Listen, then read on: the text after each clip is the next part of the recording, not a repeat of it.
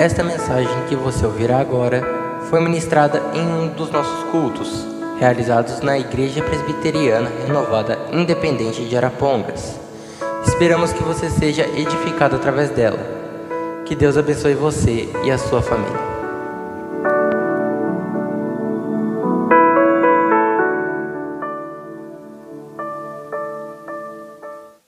Bíblias. Na carta do apóstolo Paulo a Tito.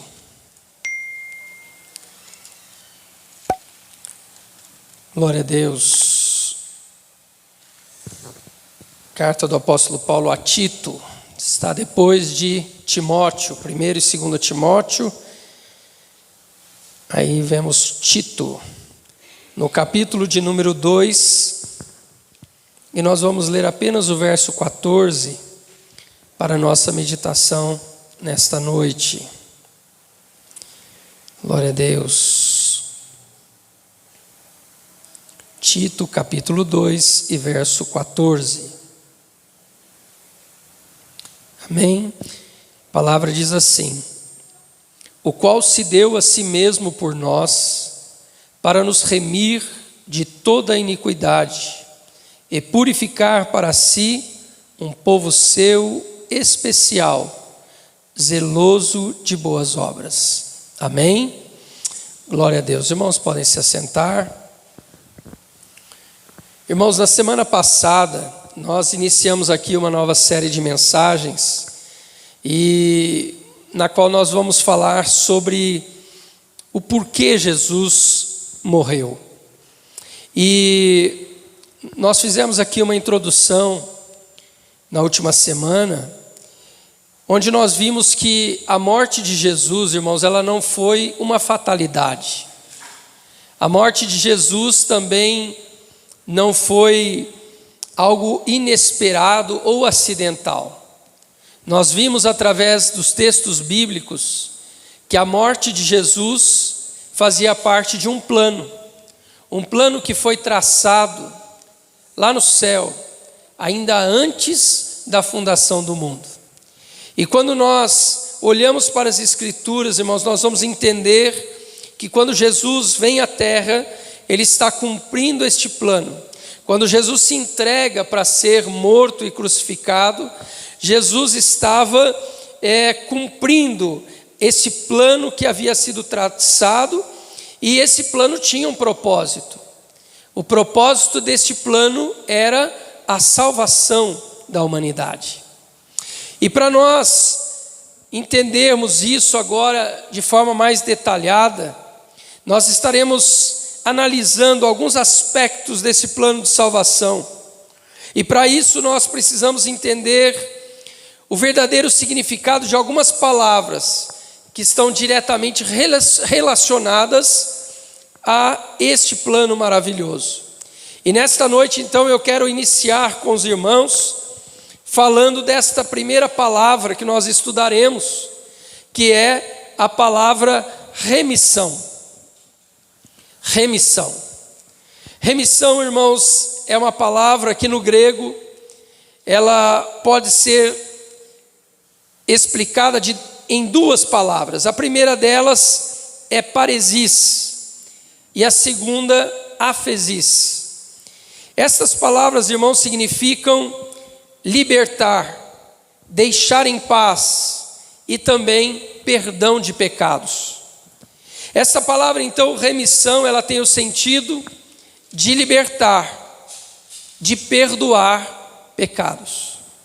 Mas há uma palavra que ela está diretamente ligada também à remissão, e que eu tenho certeza que você já ouviu, que é a palavra redenção. Redenção, ela tem um significado bem parecido.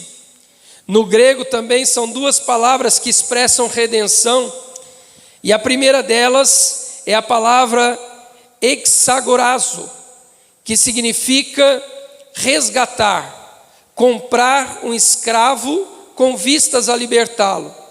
E a palavra lutrô, que quer dizer também libertar pagando o preço de um resgate. Então, irmãos, essas duas palavras, elas estão ligadas entre si.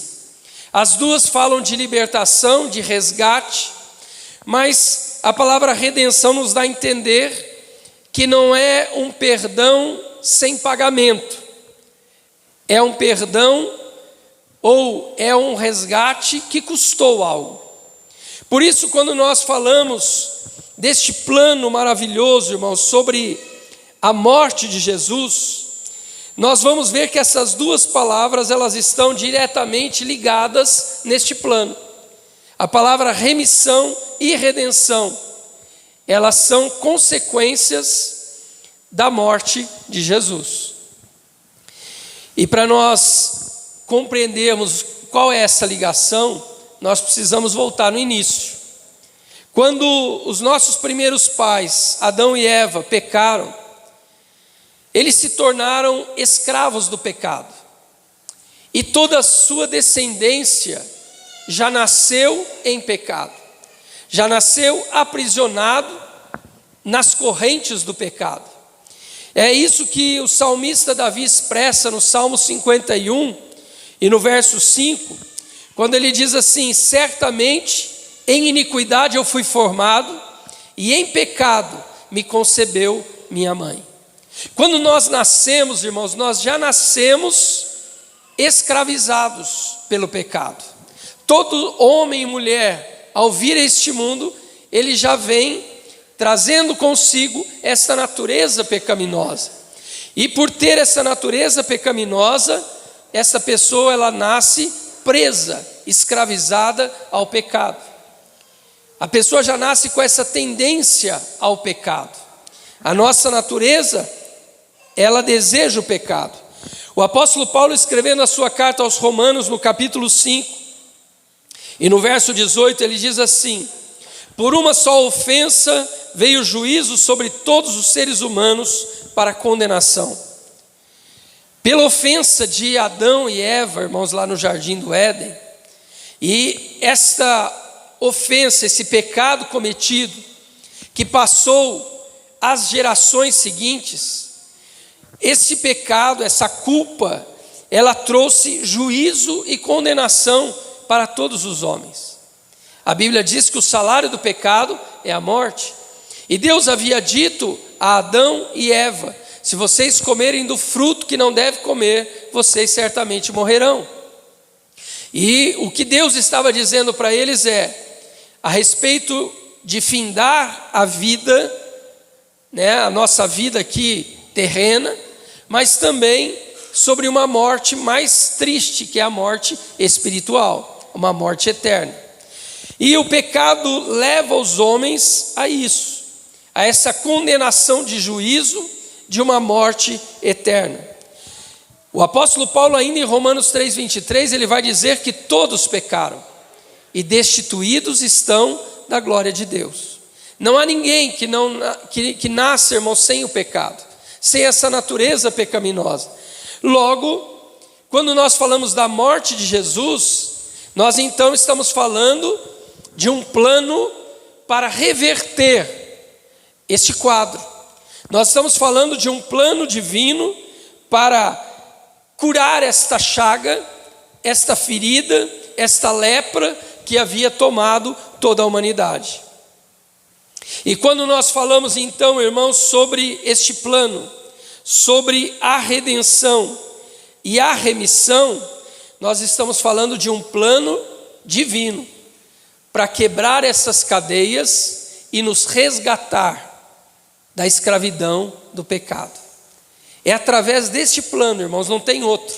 É através desse plano que foi cumprido na vida de Jesus, é que o homem se torna livre do pecado. O apóstolo Pedro, na sua segunda epístola, no capítulo 2, e verso 19, na parte B do versículo, ele diz assim: porque de quem um homem é vencido, do mesmo é feito escravo.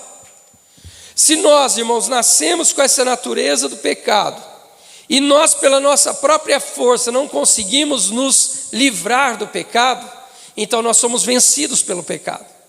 E o que Pedro está dizendo aqui é isso: se o homem é vencido, ele é escravo.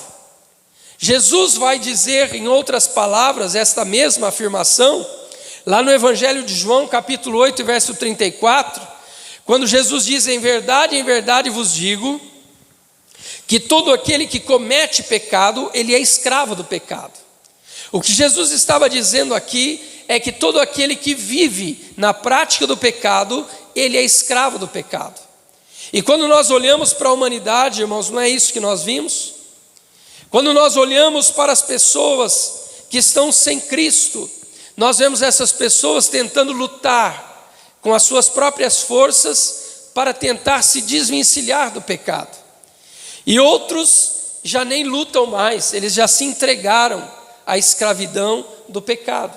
Eles se sentem bem pecando, né? Estão caminhando para o inferno, mas estão vivendo uma vida e uma prática pecaminosa. Ou seja, essas pessoas, elas estão escravizadas pelo pecado.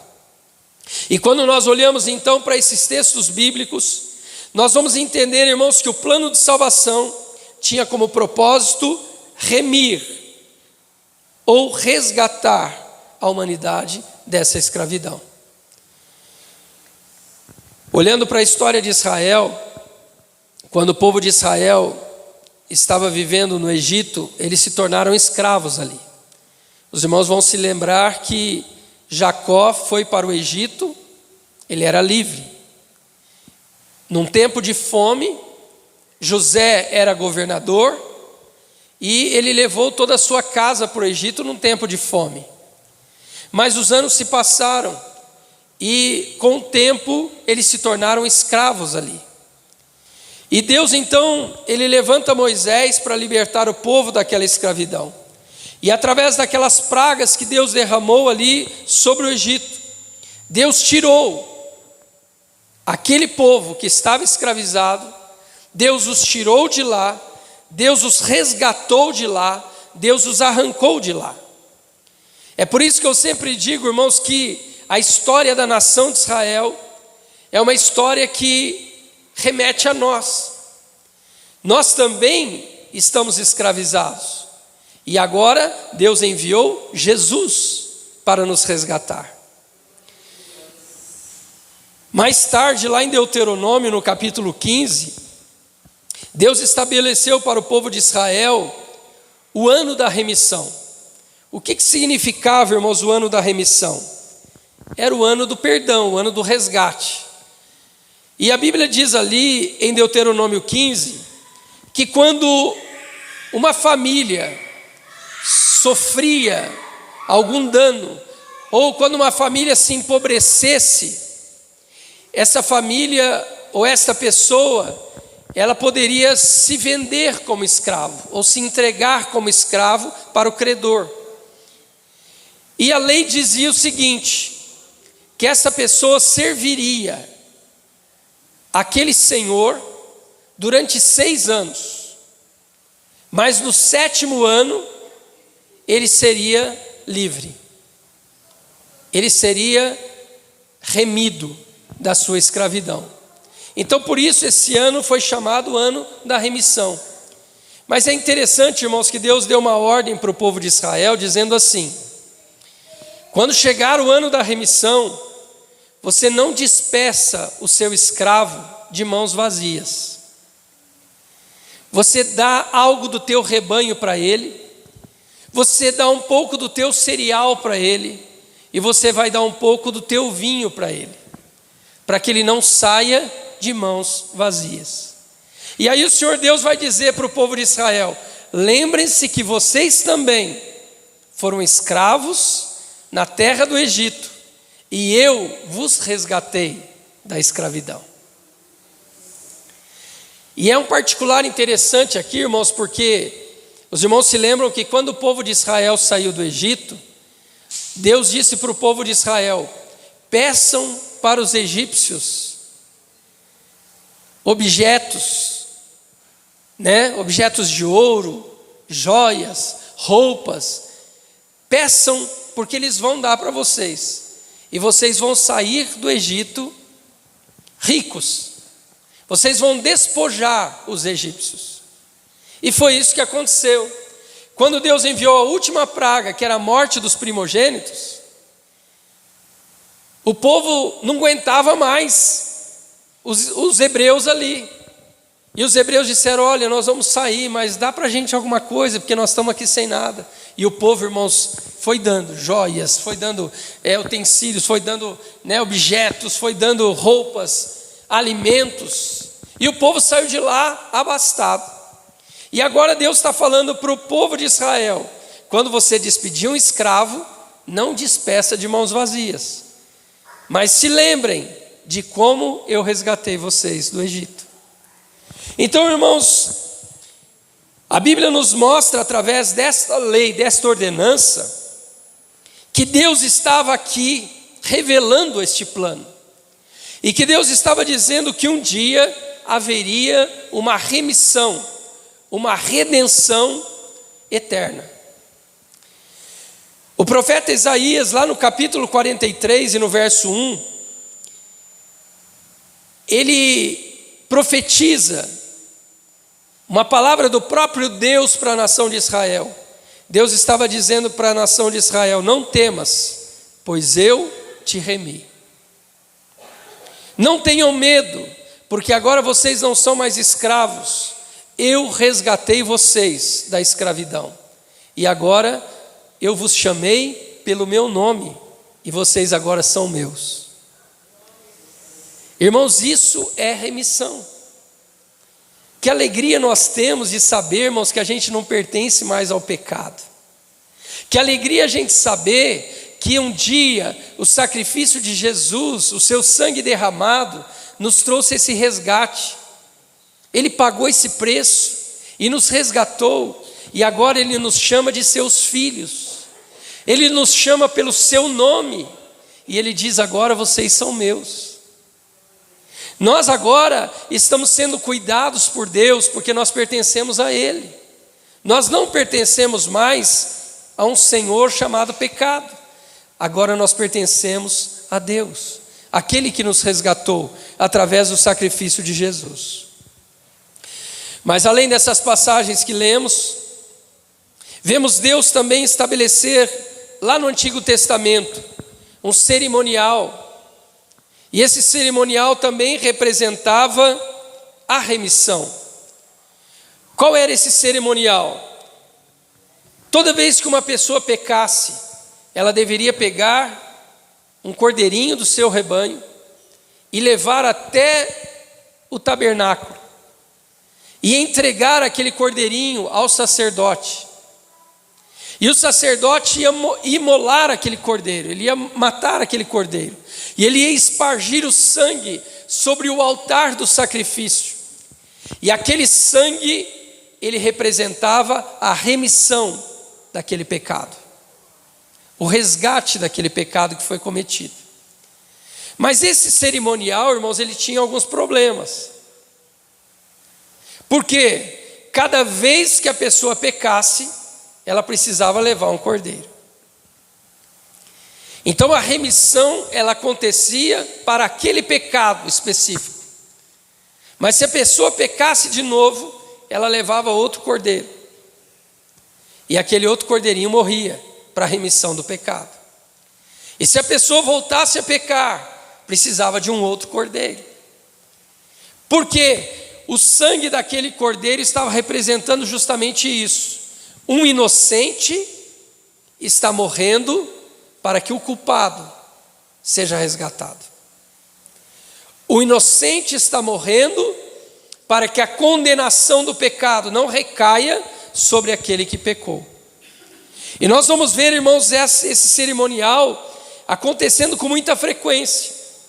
Mas depois a Bíblia vai nos mostrar que assim como esse cerimonial não era suficiente para trazer uma redenção e uma remissão na vida daquele pecador para sempre, nenhum ouro ou prata também poderia ser usado para resgatar alguém. O salmista escreveu no Salmo 49, nos versos 7 e 8, ele escreveu o seguinte: ninguém pode remir ao seu irmão ou dar a Deus o resgate dele, pois a redenção de sua alma é caríssima, e seus recursos se esgotariam antes. Veja, irmãos, que lá na antiguidade, era até possível alguém resgatar um escravo. Um parente, um amigo, né? A pessoa ficou escrava. Se um parente tivesse o dinheiro, ele chegava lá no senhor daquele escravo e dizia: olha, eu quero resgatar esse escravo. Quanto custa? Ele ia dar o valor. E aquela pessoa então pagaria o valor e aquele escravo seria resgatado pelo amigo, pelo parente, quem fosse. Mas o que a Bíblia está nos ensinando é que a redenção da alma é muito diferente. A redenção da alma, ela não pode ser paga com dinheiro. A redenção da alma, ela precisa ser paga com sangue. E não pode ser o sangue do pecador. Ela precisa ser paga por o sangue de um inocente. É esta justiça de Deus que precisava ser realizada. É por isso que o plano é estabelecido no céu e Jesus é enviado à terra para se tornar um homem, ser como homem, não pecar e morrer no lugar do homem. Esse era o plano. E Jesus ele veio justamente para cumprir isso.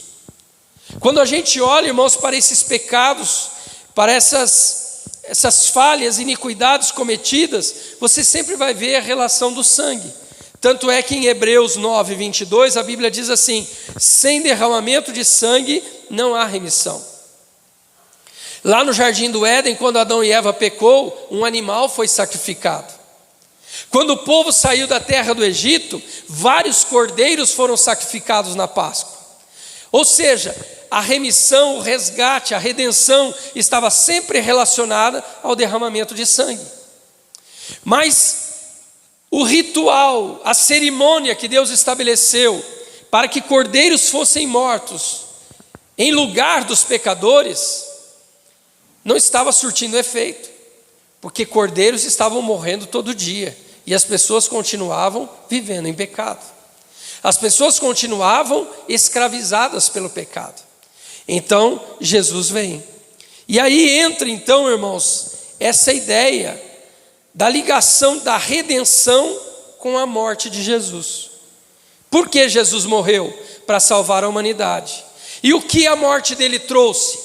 Primeiro trouxe a redenção, trouxe o resgate, porque o sangue de Jesus foi derramado para a remissão dos pecados. João Batista, quando viu Jesus, os irmãos se lembram, que ele diz: eis o Cordeiro de Deus que tira o pecado do mundo. E a Bíblia então vai dizer que Jesus é esse Cordeiro morto, ou conhecido antes da fundação do mundo. Ele estava nesse plano de salvação, e Jesus então veio à terra para cumprir esse propósito. Em Hebreus capítulo 9, verso 12, a Bíblia diz assim: não pelo sangue de bodes e bezerros, mas pelo seu próprio sangue, ele entrou no santuário uma vez por todas e obteve uma eterna redenção. Irmãos, Jesus morreu uma única vez, e nesse sacrifício ele trouxe a redenção para toda a humanidade. Todas as pessoas, em todo o tempo, de todas as nações, de todos os povos, de todas as línguas e tribos, foram resgatadas através do derramamento do sangue de Jesus. Por isso Jesus morreu. Por isso ele derramou o seu sangue. Por isso nós dissemos aqui na quarta-feira passada que Jesus ele não desceu da cruz.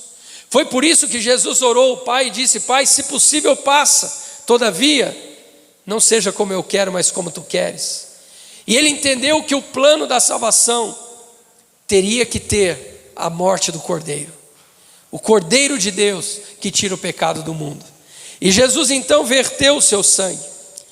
Depois, mais adiante, na primeira epístola de Pedro, no capítulo 1, versos 18 e 19, Pedro reforça essa mesma afirmação dizendo: sabendo que não foi com coisas corruptíveis como prata ou ouro que fostes resgatados da vossa vã maneira de viver, que vocês herdaram dos vossos pais, mas foi com o precioso sangue de Jesus, o Cordeiro sem culpa, o Cordeiro sem mancha, o Cordeiro sem defeito. Jesus veio a esta terra, viveu aqui, foi tentado, mas não pecou. A Bíblia diz que em tudo ele não pecou, e por isso ele se entregou pela humanidade. Assim como Adão pecou e trouxe a consequência do pecado para toda a humanidade, Paulo diz que agora Jesus morreu e trouxe a justiça para toda a humanidade. Ele trouxe a possibilidade da redenção e do resgate para todos aqueles que crerem no Senhor. Na carta do apóstolo Paulo aos Colossenses, no capítulo 1, e nos versos 12 a 14, ele diz assim, que nós devemos dar graças ao Pai, que nos arrancou do poder das trevas e nos transportou para o reino do Filho do seu amor, em quem temos a redenção através do seu sangue, a remissão dos pecados. Veja, irmãos, que nós devemos ser gratos a Deus. Nós que conhecemos a palavra de Deus, nós precisamos ter um coração agradecido a Deus, porque Ele veio, Ele pagou o preço, Ele derramou o seu sangue, para que nós pudéssemos ser livres. Ele quebrou as algemas que nos prendiam, Ele quebrou a força dessa escravidão que nos assolava, Ele quebrou, Ele nos deu liberdade através do seu sacrifício. Por isso, irmãos, nós devemos dar graças a Deus. E por isso nós devemos entender, irmãos, que não há nenhuma outra forma de alguém se livrar do pecado. Não tem outra forma. A única maneira é através do sangue de Jesus. Não há dinheiro que possa resgatar. Nós lemos aqui o salmista. Não há, porque o resgate de uma alma é muito caro. Não há dinheiro nesse mundo que possa pagar o resgate de uma única alma. Mas Jesus pagou esse preço por nós na cruz do Calvário. Jesus derramou o seu sangue para que essa dívida fosse paga e nós fôssemos resgatados dessa escravidão. Em Lucas capítulo 24, irmãos, versos 46 e 47, a palavra de Deus diz assim: eis o que está escrito, o Cristo padecerá e ao terceiro dia ressurgirá dentre os mortos, e em seu nome se pregará o arrependimento e a remissão dos pecados em todas as nações, começando por Jerusalém. É por isso que nós estamos aqui hoje, irmãos, pregando sobre a redenção. É por isso que nós estamos aqui nessa noite falando sobre a remissão dos pecados, porque o plano de Deus era esse: Jesus vir à terra, derramar o seu sangue, morrer na cruz, ao terceiro dia ressuscitar, e depois disso, esse evangelho seria pregado. E esse evangelho traria essa seguinte mensagem: o arrependimento e a remissão dos pecados. E é por isso que nós estamos falando sobre isso, porque através desse gesto de graça, através desse gesto de entrega de Jesus, nós obtivemos essa remissão, essa redenção. Essa remissão já foi feita por Jesus. O resgate da nossa alma, irmãos, já foi pago por Jesus ali na cruz do Calvário. Ele morreu por toda a humanidade. Mas como que a humanidade, irmãos, pode ser livre da escravidão do pecado, se Jesus já pagou o preço?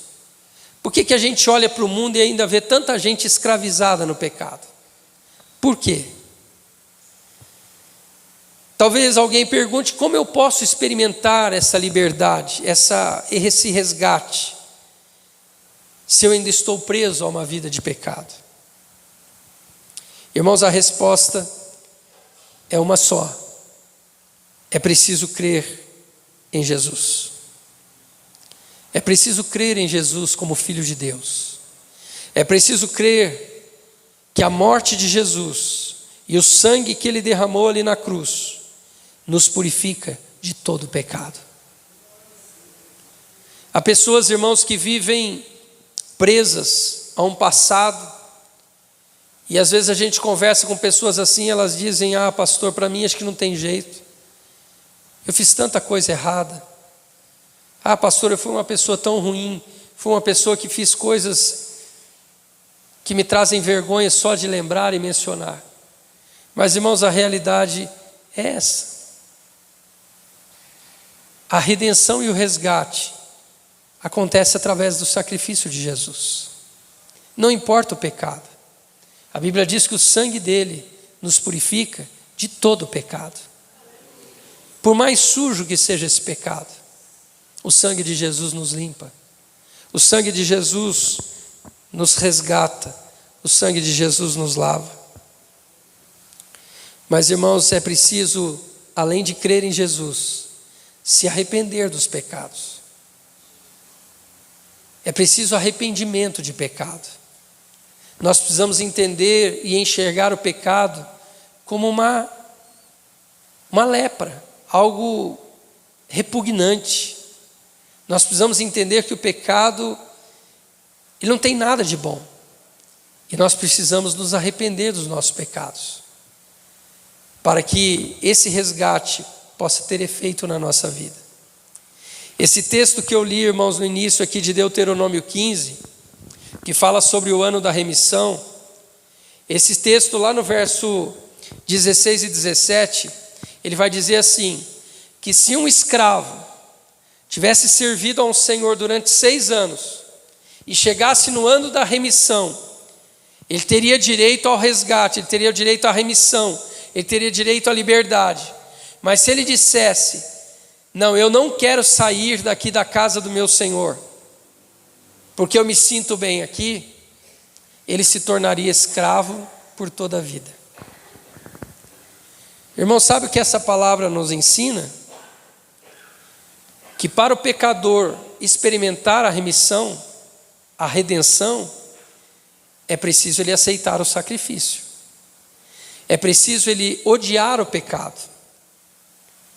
Por que hoje muita gente continua escravo do pecado, se Jesus já pagou o preço? Porque alguém diz para ela, alguém prega para ela, alguém fala de Jesus para ela: olha, você está livre, você não precisa mais ficar debaixo do senhorio do pecado, você não precisa mais ser escravizado do pecado. Mas o que a pessoa disse? Não, eu quero permanecer, porque eu me sinto bem aqui. Para muita gente, irmãos, a vida de pecado é uma vida de prazer, é uma vida de festas, é uma vida de orgias, e a pessoa diz: não, eu não quero sair daqui, eu me sinto bem aqui. Para essa pessoa, irmãos, embora Jesus já tenha pago o preço, mas a redenção não se aplicará a ela, porque ela não quer sair, ela não quer abandonar, ela não quer deixar a escravidão do pecado. Então, para a gente viver esse resgate que já foi pago, nós precisamos aceitar o sacrifício. Precisamos entender que Jesus derramou o seu sangue e que nós já fomos livres e que agora nós não precisamos continuar debaixo da escravidão do pecado. Nós estamos livres para viver como servos de Deus. E foi isso que nós fizemos um dia. É por isso que nós estamos aqui. Um dia, todos nós estávamos lá, irmãos, debaixo desse jugo, acorrentados ao pecado. Mas alguém disse para nós: não precisa de você ficar mais aí, porque Jesus já derramou o sangue, Ele já te resgatou, Ele já te remiu. Não precisa de você mais viver sofrendo com o pecado. E nós dissemos: que bom. E nós passamos a crer em Jesus. E nós passamos a confiar que o sacrifício de Jesus era para nós. Foi para nós. E com isso, nós fomos libertos da escravidão do pecado. Eu quero finalizar essa palavra nesta noite fazendo uma pergunta. Eu creio que todos os que estão aqui já são resgatados, já estão libertos. Mas essa mensagem talvez vai chegar para alguém que ainda está vivendo na escravidão do pecado. Alguém que está vivendo o desespero de não conseguir se ver livre do pecado. E a pergunta que eu faço é: O que você vai escolher hoje? Permanecer escravo ou se tornar livre? O que você vai escolher hoje? Ser servo de Deus ou continuar servindo ao pecado? O preço já foi pago. É preciso só crer. É preciso se arrepender dos pecados. E é preciso se entregar inteiramente a Jesus. Aquele que deseja confessar Jesus Cristo como seu Senhor e Salvador. Aquele que deseja confessar que crê que o sangue de Jesus o purifica de todo pecado. Aquele que deseja reconhecer os seus pecados, as suas fraquezas e as suas impossibilidades e se entregar a Jesus e servir a Ele. Esse vai experimentar a verdadeira liberdade. Então nós vamos orar, vamos nos colocar em pé e vamos falar com o nosso Pai. Senhor Deus, nós estamos mais uma vez aqui, Senhor, na Tua presença. E o nosso coração, Senhor, é grato a Ti. Porque o Senhor veio a este mundo. O Senhor morreu em uma cruz. O Senhor verteu o seu próprio sangue para que nós fôssemos resgatados. Através desse sangue precioso, nós experimentamos, Senhor, a redenção. Nós nos tornamos livres do pecado. Senhor, é certo que nós ainda erramos algumas vezes, mas a nossa oração é que o Senhor nos ajude. Ó Deus, nós não queremos pecar. Nós não queremos viver uma vida de pecado. Ajuda-nos, ó Deus, a viver uma vida de obediência a Ti. Ajuda-nos a viver uma vida consagrada para Ti. Ajuda-nos a viver uma vida, Senhor, que possamos servir somente a Ti.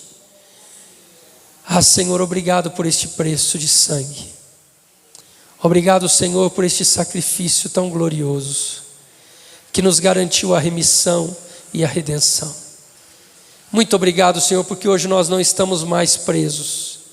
Nós não estamos mais escravos. Hoje nós somos livres. Somos verdadeiramente livres. Senhor, visita esta pessoa que precisa também, Senhor, desta mesma libertação. Visita esta pessoa, Senhor, que não consegue se desvencilhar dos seus pecados, que está afundada em pecados, que não consegue, Senhor, dar um passo sequer sem pecar. Pai, que o Senhor possa abrir o entendimento para que esta vida possa agora, Senhor, se render a Ti.